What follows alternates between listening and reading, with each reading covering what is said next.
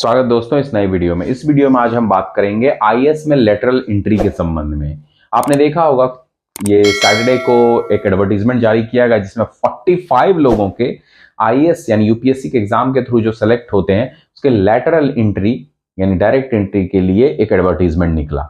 सो बहुत ज्यादा विवाद हुआ, विपक्ष और सत्ता पक्ष में कई तरह के विवाद हुए कि नहीं ये रिजर्वेशन को खत्म किया जा रहा है। तो इस पर हम आज चर्चा करेंगे। ये जो एडवर्टीजमेंट निकला है उसके पहले हम बात करेंगे कि आखिर ये आईएएस का लेटरल एंट्री क्या है। आईएएस का लेटरल एंट्री के एडवर्टीजमेंट में निकला है कि कोई भी जो लेवल 1 के रैंक के जॉब कर रहे हैं यानी उसी लेवल के लगभग जो जॉब कर रहे हो, उसके बाद इतने सालों का उसे अनुभव हो, उसके अलावा जो प्राइवेट सेक्टर में बड़े लेवल पे जॉब कर रहे हो, स्पेशलिस्ट हो, वो सभी इन पदों के लिए अप्लाई कर सकते हैं। अब चूंकि विपक्ष और कई पार्टियों को यह समस्या उत्पन्न हुई कि इससे के द्वारा रिजर्वेशन खत्म किया जा रहा है, इसलिए वो विवाद कर रहे हैं। ऐसा नहीं होना चाहिए। नॉर्मली क्या होता है, जब यूपीएससी का आप एग्जाम देते हैं, यूपीएससी में सेलेक्ट होते हैं, तो आप ट्रेनिंग पीरियड के दरमियान एसडीएम रहते हैं, फिर सेलेक्ट होने के बाद डिस्ट्रिक्ट मजिस्ट्रेट बनते हैं या अदर आपको चार्ज दिया जाता है। उसके बाद धीरे धीरे आप जॉइंट सेक्रेटरी, कैबिनेट सेक्रेटरी के पद तक पहुंचते हैं। अकॉर्डिंगली आप यहाँ पे जॉइंट सेक्रेटरी के पद के लिए निकला हुआ था और जॉइंट सेक्रेटरी और अन्य सेक्रेटरी लेवल के ही पदों के लिए वैकेंसी निकली हुई है जिसके लिए आप अप्लाई करें। इसी पे डीओपीटी के बारे में बताते हुए हमारे मंत्री श्री जितेंद्र सिंह जी ने बड़ा अच्छे से बताया था कि एक्चुअल में वो क्यों ला रहे हैं, उनका रीजन उन्होंने बताया। नॉर्मली क्या होता है कि जो यूपीएससी का, उनका कहना था यूपीएससी का जो एग्जाम देके आते हैं वो जर्नलिस्ट होते हैं। जर्नलिस्ट मतलब कोई पत्रकार नहीं, जर्नलिस्ट यानी हर चीज का कुछ ना कुछ बराबर सामान्य ज्ञान रखने वाला आदमी। हमें कुछ स्पेशलिस्ट लोगों की जरूरत है, यानी डिजिटल चीजों पे अगर वर्क कर रहे हैं तो डिजिटल का स्पेशलाइजेशन में अगर एकदम कंप्लीटली स्पेशलाइज्ड हो, मार्केटिंग के कर रहे हैं तो मार्केटिंग में स्पेशलाइज्ड हो, अगर फाइनेंस का हो तो फाइनेंस में स्पेशलाइज्ड हो, यानी डिफेंस का हो तो डिफेंस का स्पेशलिस्ट लोगों को पर्टिकुलर जगह पे लाने का प्रयास किया जा रहा है। इसलिए इस तरह की वैकेंसी की बात की जा रही है।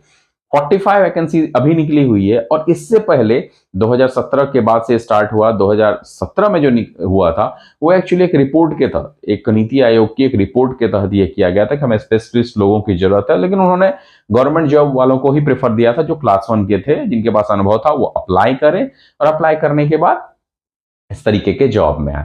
उसके बाद हुआ कि प्राइवेट सेक्टर से भी लोगों को दिया जाएगा तो रिजर्वेशन नहीं मिलेगा। रिजर्वेशन नहीं तो इस पे ही विवाद होना शुरू हो गया कि इस तरीके से कहीं आरक्षण तो खत्म नहीं किया जा रहा है। इस तरह के विवाद होने शुरू हो गए जिसमें तेजस्वी यादव जी ने भी कहा, श्री चिराग पासवान जी ने भी कहा और कई पार्टी के लोगों का कहना है कि कहीं ना कहीं ये संविधान का उल्लंघन है, संविधान के 13 पॉइंट रोस्टर का उल्लंघन है।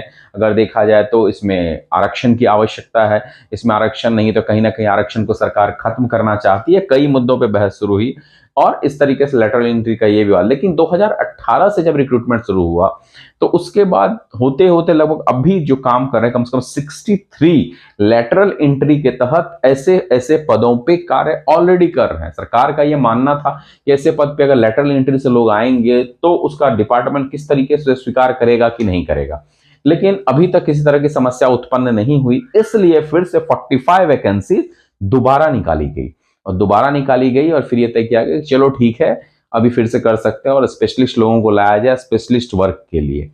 तो इसी के तहत लेटरल एंट्री का ये इश्यू है और ये विवाद चल रहा है।